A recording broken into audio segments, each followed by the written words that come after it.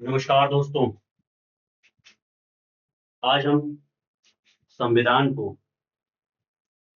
पढ़ने नहीं जा रहे हैं, अपितु महसूस करने जा रहे हैं।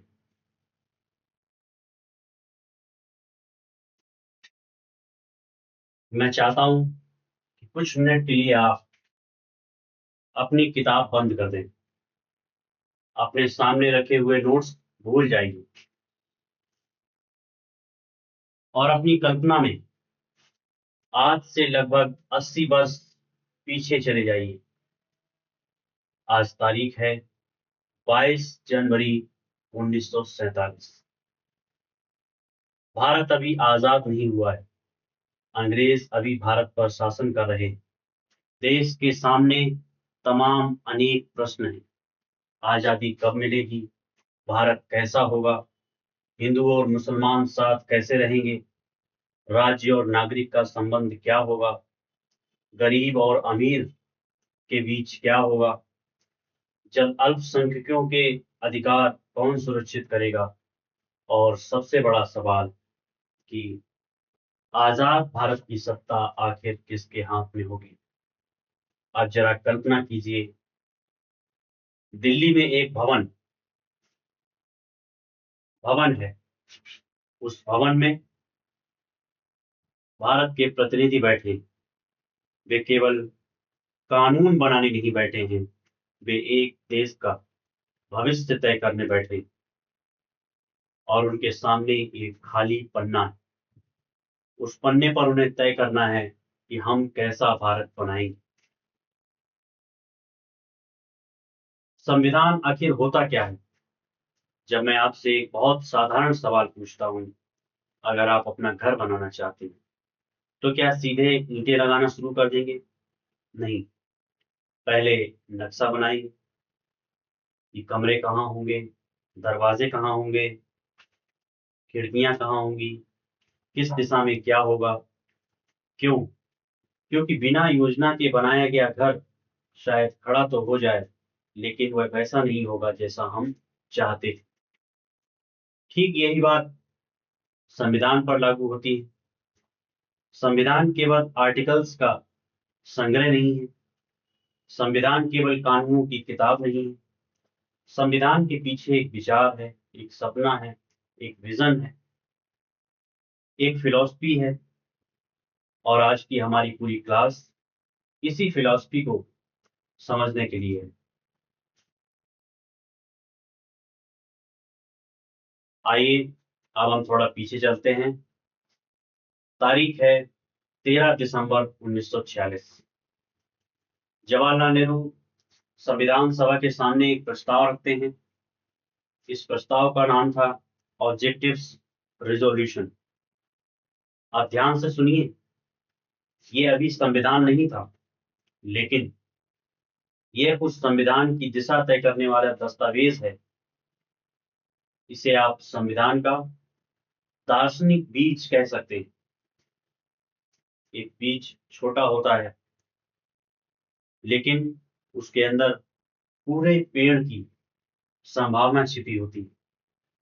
ठीक उसी तरह ऑब्जेक्टिव्स रिजोल्यूशन छोटा था, लेकिन उसमें भविष्य के भारतीय संविधान की मूल सोच छिपी हुई थी। और अब आते हैं 22 जनवरी 1947।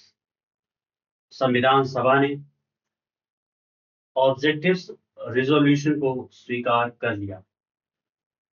ये जो आप फोटो देख रहे हैं, ये शायद उसी दिन की है जब संविधान सभा ने ऑब्जेक्टिव्स रिजोल्यूशन स्वीकार किया है। यहाँ देखिए नेहरू जी खड़े हुए हैं और तमाम लोग इधर बैठे हैं। संविधान सभा ने ऑब्जेक्टिव रिजोल्यूशन को स्वीकार कर लिया। अभी देश स्वतंत्र नहीं हुआ है, लेकिन भारत ने यह तय करना शुरू कर दिया है कि स्वतंत्र भारत कैसा होगा। यही बात बहुत महत्वपूर्ण है। पहले भारत ने अपने भविष्य की कल्पना की, फिर उस कल्पना को संविधान का रूप दिया, यानी विजन आया, फिर कॉन्स्टिट्यूशन आया, फिर फिलोसफी आई, फिर उसके आधार पर इंस्टीट्यूशन बनाए गए।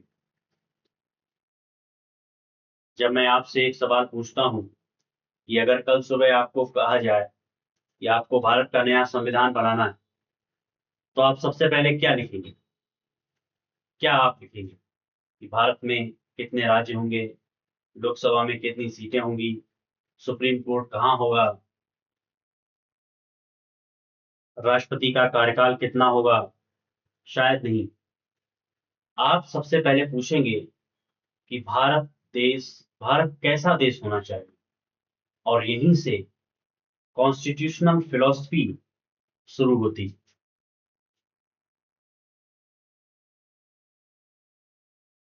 अब स्क्रीन पर मैं आपको कुछ शब्द दिखा रहा हूं।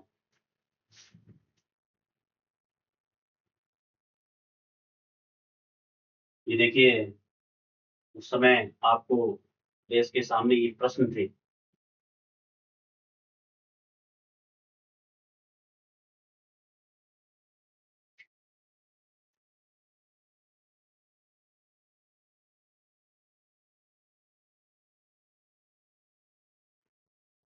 ये ऑब्जेक्टिव्स रेजोल्यूशन है।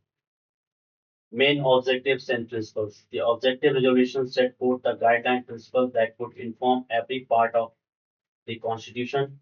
The key provisions were India to be an independent sovereign republic. The resolution proclaimed India's complete political independence and sovereignty, rejecting all vestiges of colonial rule. Authority of the people. It declared that all power and authority of the government shall be derived from the people of India. Guarantee of justice, liberty, and equality. The resolution promised social, economic, and political justice, as well as freedom of thought, expression, belief, faith, and worship to all citizens. Safeguard for minorities and backward classes. It assured adequate protection for the interest of minorities, tribal groups, and socially and economically disadvantaged sections. Federation of states. It envisages India as a federation of autonomous units, provinces, and princely states united under a single sovereign authority. Promotion of world peace and welfare. The resolution affirmed India's commitment to contribute to the promotion of international peace and cooperation.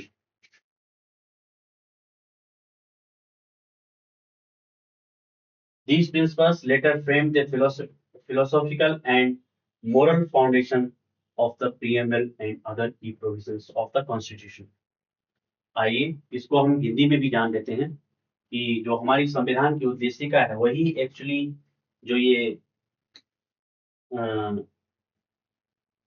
Objectives resolution है वहीं से आया। देखिए, हम भारत के लोग भारत को एक संपूर्ण प्रभुत्व संपन्न समाजवादी पंथ निरपेक्ष लोकतांत्रिक गणराज्य बनाने के लिए तथा उसके समस्त नागरिकों को सामाजिक, आर्थिक और राजनीतिक न्याय, विचार, अभिव्यक्ति, विश्वास, धर्म और उपासना की स्वतंत्रता, प्रतिष्ठा और अवसर की समता प्राप्त कराने के लिए उन सब में व्यक्ति की गरिमा और राष्ट्र की एकता और अखंडता सुनिश्चित करने वाली बंधुता बढ़ाने के लिए दृढ़ संकल्पित होकर अपनी इस संविधान सभा में आज तारीख 26 नवंबर 1949 को एतद द्वारा इस संविधान को अंगीकृत, अधिनियमित और आत्मसमर्पित करते। ये प्रस्तावना आई है जब संविधान बन चुका है, लेकिन जो मेन जो जिसमें जो चीजें डाली गई हैं वो यहाँ से आई।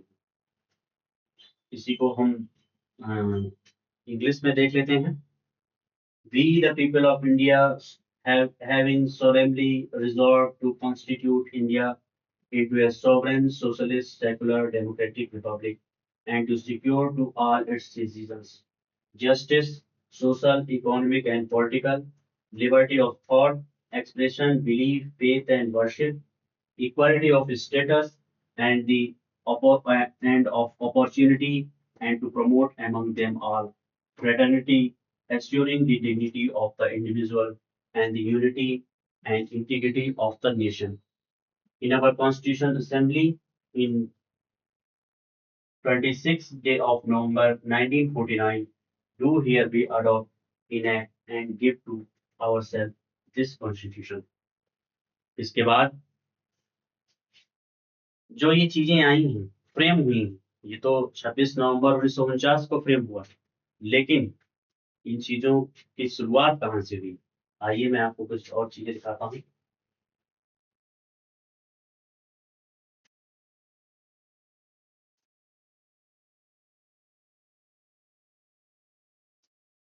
अब इसमें हम सारी चीजें जो हमने अभी पढ़ी, उन पे एक एक शब्द पर कुछ हम थोड़ी सी बात करेंगे।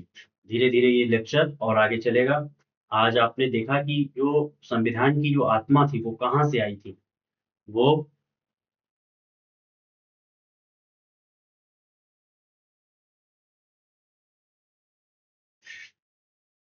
ऑब्जेक्टिव रिजोल्यूशन से आई थी।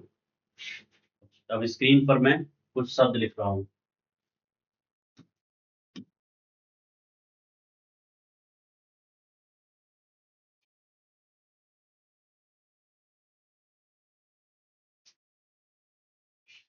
देखिए, justice,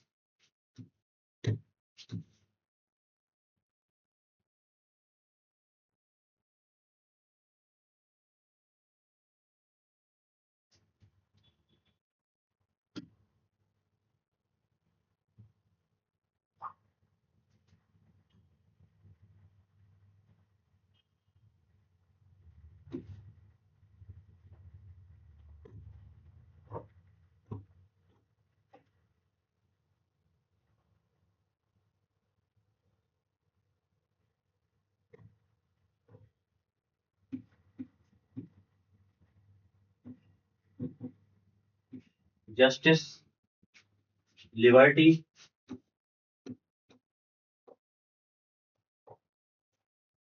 liberty, equality,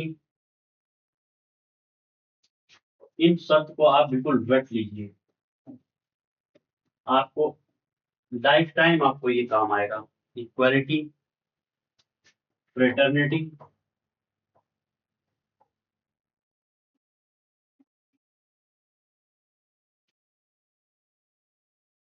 democracy,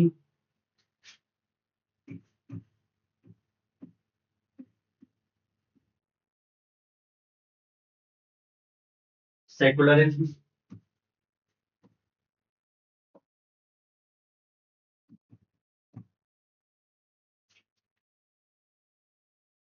Republic.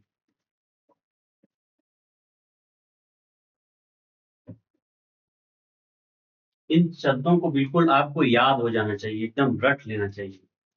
इन शब्दों को सिर्फ शब्द मत समझिए, इसके पीछे पूरी राजनीतिक और सामाजिक दर्शन की दुनिया है। उदाहरण के लिए, अगर संविधान कहता है कि नागरिकों को इक्वालिटी मिलेगी, तो सवाल उठेगा कि इक्वालिटी किस चीज की? क्या केवल कानून के सामने समानता, या अवसरों की समानता भी, या अवसरों की समानता भी, या सामाजिक समानता भी? और फिर सवाल उठेगा कि अगर समाज में सदियों से असमानता है, तो केवल यह कह देना कि सब बराबर हैं, क्या वास्तव में पर्याप्त है? यहीं से संविधान की फिलॉसफी हमारे सामाजिक जीवन से जुड़ती है। अगले लेक्चर में हम और चीजों पर बात करेंगे। आज आप इतनी चीज समझिए और इसको याद कीजिए। बहुत बहुत धन्यवाद।